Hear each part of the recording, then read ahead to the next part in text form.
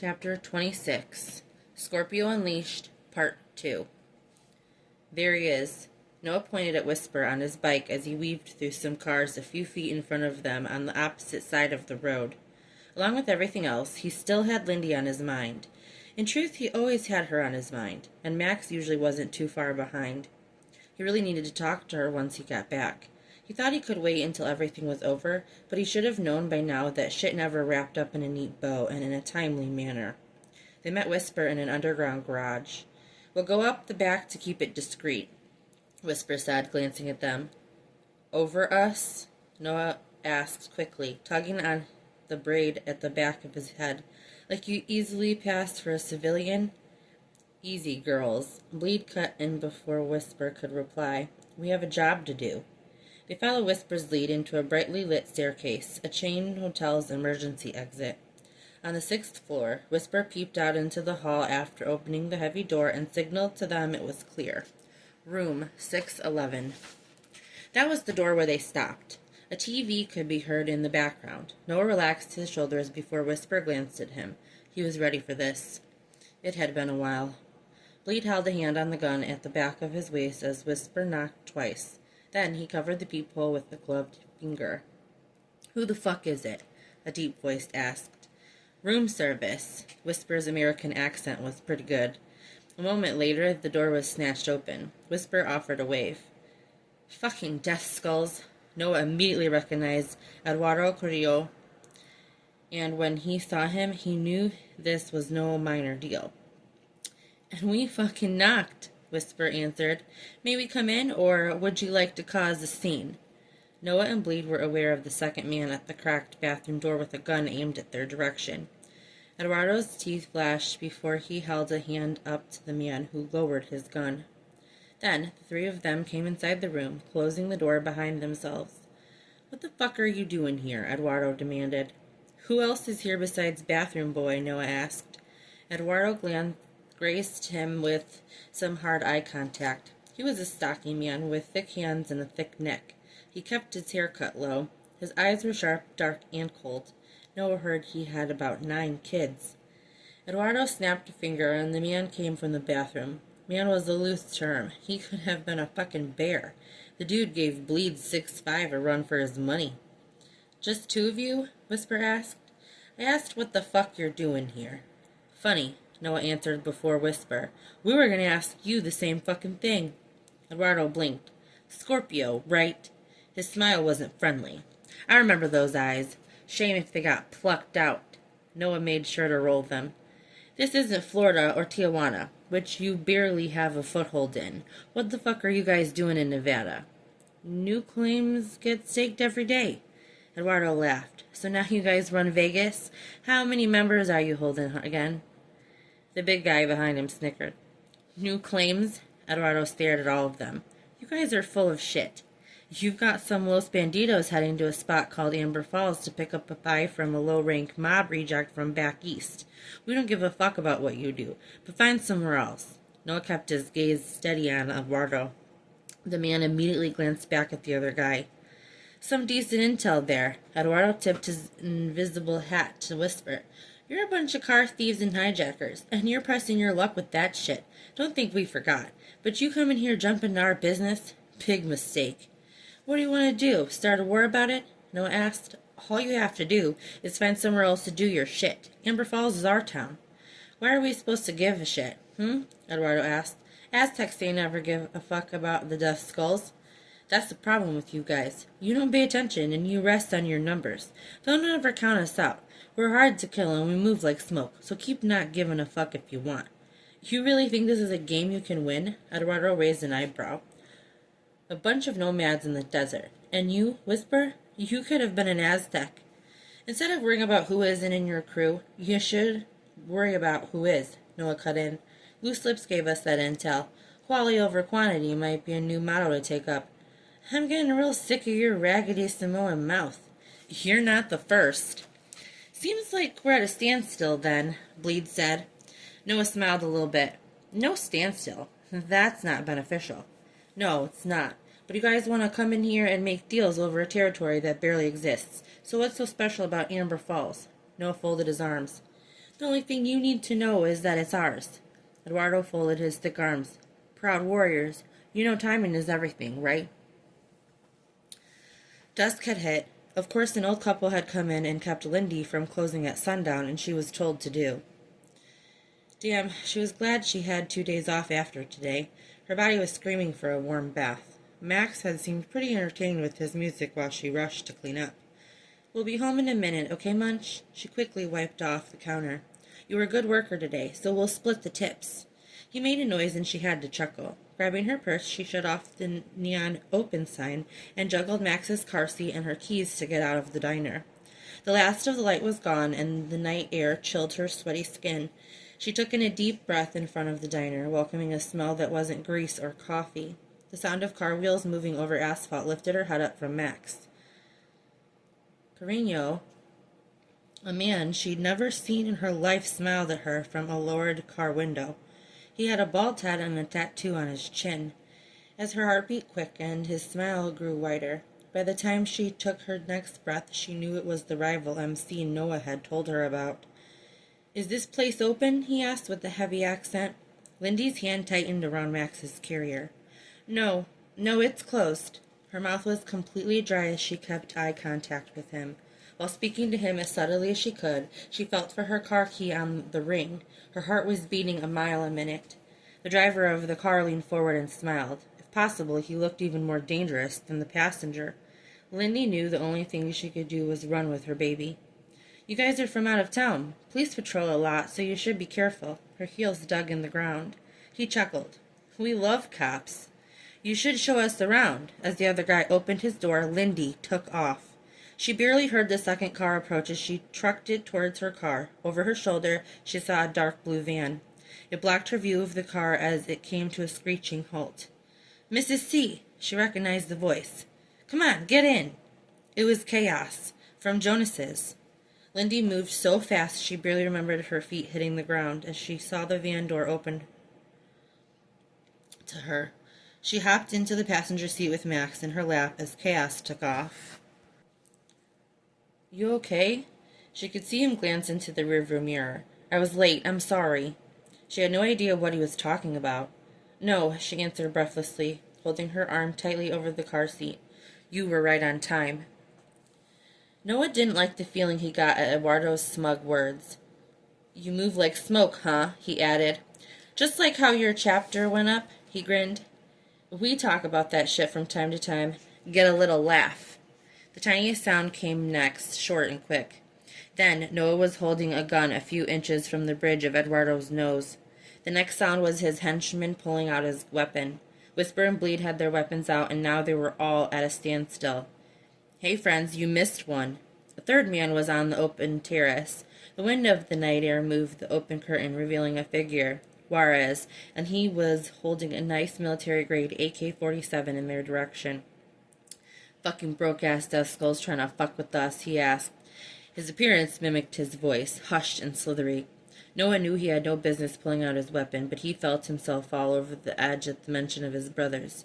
Pain and anger welled up in him all at once, and now it all rested in his trigger finger. The Southwest is Aztec territory. Our guys are already in Amber Falls, because we do what the fuck we want. You should have stayed in your little swamp, hijackers. Fuck. Noah heard the word tear through his brain. You can head back now, Eduardo winked. I won't hold this one against you. At least you better hope I don't. They wouldn't want a disturbance in the room. If the cops showed up, likely more than half of them would be dead, and anyone who couldn't get away would have to explain. They weren't past the point of no return, but Noah wanted it. I would tell you to stay out of trouble, but... Lindy's voice rang out in his ear, soft and melodic. He remembered her smile, the shy way her eyes dipped when he would stare at her. If this went left, as much as Eduardo deserved a bullet between the eyes, he would never be able to see her again. You sent Los Bandidos to Amber Falls to wreak havoc, Noah spoke through gritted teeth. You're gonna regret it. You got 5 seconds to back out of here, Eduardo phased. Whisper, gather your people. I'm going to ride ahead. That was all Whisper said in the garage, distancing himself as they emerged from the stairwell. Noah's trigger finger still itched as he rushed in front of Bleed to get back to the van. As Bleed squealed the vehicle out into its parking space, Noah called Tin. A situation they tried to defuse had just blown up in their faces. Yeah? Tin's voice was hard on the other end of the line. We were too late. Noah's teeth grit between the words. Los Bandidos are already in Amber Falls. You're fucking shitting me. Noah barely saw the traffic as Bleed skillfully weaved through it. We're on our way back. He could hear Tin giving orders over the phone. Whisper should get there first. None of you got shot, I hope. No, Noah answered quickly. They did what Aztecs do. Stayed cocky, disrespectful. He briefly shut his mouth over the rest of the words. Wouldn't send any guys out on the street. If Los Bandidos see any death skulls, it's going to be open season on them. Instead of answering, Tin hung up. Noah felt his tension grow and he immediately dialed Chaos. The phone rang over and over. Then he tried to call Lindy, just to hear her voice for a moment to know she was okay. But her phone went to voicemail. She might have still been at work. Fuck, he said. In that moment, it seemed like everything was unraveling. Looks like you were right, Noah said as he gripped his phone. It looks like we're going to have to let the deal go down and hope it stays quiet. Yeah, we could hope for that. But is that what Tin's gonna do? The black car was following them. Lindy knew she shouldn't look in the rearview mirror, but her eyes kept finding it. Who are these guys? Her head snapped to Chaos. Los Bandidos. He glanced at her. You ever seen Mad Max? No, she answered, perplexed. You should. It's a good movie. Max's car seat was in her lap as she held tightly onto it. He blew a spit bubble and smiled, completely oblivious to what was going on. They're an MC, mostly out of L.A., pieces of grade A shit. They didn't look too friendly. Chaos sucked his teeth, speeding them through a red light as he headed toward the other side of town. The car also came through the light and followed them until they were close to the gas station. Something happened, though, and the car stopped on the side of the road. Chaos kept his speed, getting them up to the motorized gate, which opened so that they could drive onto the warehouse property. Men were moving in all directions. Some of them were carrying guns. What are you doing here? The older man she remembered, named Tin, was at Chaos's door. The first thing he did was spot her and Max in the passenger seat. Oh, hell. Hi. Max was reaching up in the air toward her, and Lindy rubbed his stomach. Los Bandidos are here.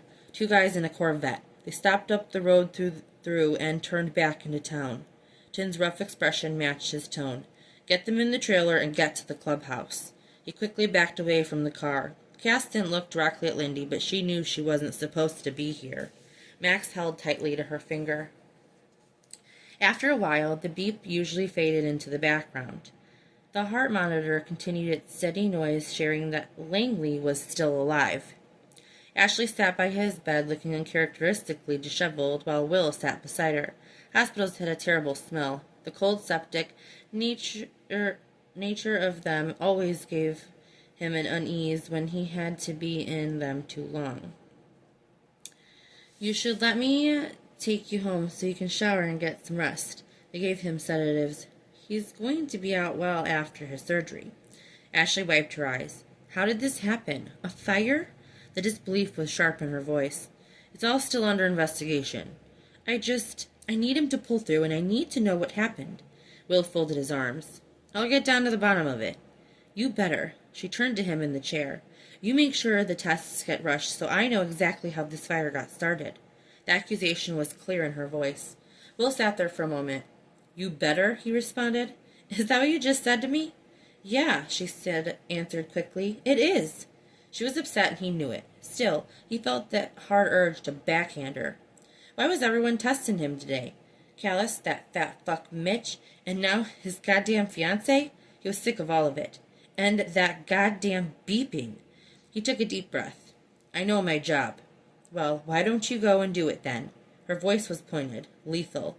She might as well have been her old man sitting there. It might as well have been his voice. Jesus, how is he? Craig came stumbling into the room, and the noise was a welcome distraction. Where the hell have you been? Ashley asked. Will was glad she had a new target for her venom. I'm going to head back to town. I meant what I said, Will, she said as he passed Craig. Will stared at the biker. They were not far from Little Apple Motel, inside an antique shop that barely opened once a week. Normally, he wouldn't be at these meetings, but he had a very specific purpose. You got death skulls here. A man with a tattoo on his chin that Will assumed was the leader spoke up. Mitch busied himself with making the exchange, only glancing at Will briefly. We do? How long have they been here? Too long, Will answered, and I need them out. The man grinned. What's that mean? Mitch seemed satisfied as he looked over the money in the duffel bag, but at the turn in the conversation, he eyed Will again. You interested in making some side money? You finally pick up your phone? Noah said after he heard Cass's voice on the other end. Where the hell are you guys? I had to bring Mrs. C and your baby back in the warehouse. Why? Noah gripped the phone. Dude, Los Bandidos are already here. Who the fuck is that? Bleed's deep voice cut over Cass's words. As they drove past the Apple when they returned to Amber Falls, Noah's eyes spotted a dark Corvette on the side of the road in front of a closed shop. They saw her outside of the diner, Cass continued. Noah jerked forward. Are you fucking serious? They're okay, I promise. Noah motioned for Bleed to pull the van off the road. Did Tin put any guys on the street? No, we're holding down the fort here. Where are you guys? Noah let out a breath. We'll be there soon, and thanks, man. Yeah, just get back here, all right? Thanks to the open space, the only place they could park and not be seen was behind the motel. Bleed had shut the van lights off before they got back into the town's limits, making it a bit easier for them to back up on the road undetected. You think the cops are in there with them? Bleed asked. Noah quietly opened his door. Likely. This must be their meet-up spot. The fuck happened to Whisper? Bleed checked the rounds in his Glock's magazine before putting it back in the holster beneath his vest. How are we playing this? Bust in and shoot him up everyone? The world's a better place? Bleed gave him a look with a small lift of his mouth. Shoot everyone? These fuckers were at the diner, right under Lindy. Could there have been a worst-case scenario? Was Dran crazy enough to be in there too? He wondered. His trigger finger had still been itching for Eduardo back at the hotel. As much as anger tried to get the best of him, he had to remember the consequences. It was a hard fight. He took a deep breath. We'll just check and see who the players are for now. We don't need to draw any more of these crazy fucks here. Under the cover of night, Noah and Bleed moved quickly to the side of the building. Gentlemen, it was nice doing business. We'll make some different arrangements for next time. Mitch closed the duffel bag and seemed ready to leave. Will couldn't blame him. This set of guys, if possible, looked worse than those fucking death skulls. Side money? Chin Tattoo asked. For what? Mitch offered him another look. I need you to do what I'm sure you do best. Cause a lot of trouble. He chuckled. Small-town law is always the dirtiest. Will ignored the statement, but Henry visibly got upset. Are you willing to do it or not? I think we're good with keeping this a simple transaction, Mitch cut in. And that's done. It's getting late. We should all go home. You want to hire us to fuck up your little town, sir? He cracked a knuckle before looking at his partner. That's usually a free service, but we could put it into consideration. Eduardo set up this meeting, and our business is done. I'm sure they're waiting for you. Mitch's voice cut through their conversation sternly. Tattoo Chin lowered his eyes briefly, eyeing Mitch, who didn't back down. 2 regular cars were parked behind the building. No squad car, so if they were inside, they weren't that bold. A back door opened, and Noah quickly hid behind a few trash cans against the wall as someone emerged. He recognized Lindy's boss, Mitch, as he came out, walking toward his car. The second person in to come out was Henry, Deputy Douche. Are you crazy? Mitch turned toward the door as Durand came out. Noah's hand was already on his gun. How simple and easy it would be to get rid of his problem right then. And Lindy's problem. I don't appreciate what you did. Their voices were low, but Noah had no trouble hearing them in the dead of the quiet of the open space. Bleed was on the other side of the building, and Noah wondered if he had spotted anyone else. It's my meeting, he answered. My meeting, my connect. You're the muscle. That's how this thing works. Durand was in street clothes, still giving off the presence of an absolute dick. If we're not around, there is no business. That's how this thing works. He was in Mitch's face now. Noah couldn't see his expression because his back was to him. A car started. Likely Los Bandidos in the front of the building. They must have used another exit. They had to go back to Vegas for the drop. They wouldn't fuck around about that. You gonna let that gang showing up here fuck everything up? Mitch asked, looking up hard at him. Let those guys go. Men like that aren't guys you can put a leash on, Will. Every second now, everyone wants to tell me how to handle shit. I'm either not dealing with it at all, and when I try to handle it, it's still isn't right. He laughed. His laugh was quick and bitter. Mitch, I'm going to say this for the last fucking time. You keep your fucking nose out of how I run Amber Falls. Radio Dexter, he said to Henry. Make sure he sees them leave town. Henry stepped away from them to get on his phone. Maybe you were right. Mitch tossed the duffel bag strap over his shoulder. I'll talk to my connect and come up with an excuse to delay the next drop. Glad to see you come around. Yeah. He turned to get into his car and left the parking lot. Noah stood up against the wall. Duran's back was still to him, a gun in the back of his waistband. Just a few steps out of the shadows. One shot. This is Noah's spot, so you guys can wait here. Lindy didn't tell him that she'd been here before as Cass led her and Max into Noah's trailer. It was cool inside, clean like she'd remembered. You can watch some TV. Did you want some food? I can find you something. Thank you. She set Max's carrier down on the couch and unsnapped him out of it. He seemed pretty anxious to be picked up. She held him to her chest and smoothed the hand down his back. So much. Max tried to rub his mouth on her uniform. Are you going to get in trouble for bringing me here? Cass's brow raised. He took off his cap and she realized his colorful hair was gone. Now it was jet black and cut low on the sides. It's fine, Miss C. You're one of us now. We take care of our own. What does the baby eat? Milk, she smiled. I kind of have that covered. Gotcha. Hang tight, I'll be back. And it's okay to relax. You're safe here. We got enough artillery to blow this place off the map. His laugh quickly dropped. Figure of speech. We're not going to blow anything up. Lindy's nod was slow. I'll find some food, though. Lindy pulled Max away from her. Are you okay, Munch? His smile was full of gums. You're just a tough guy, aren't you? She brought him to her and kissed his forehead. We need to get you cleaned up. You smell like grease, just like me.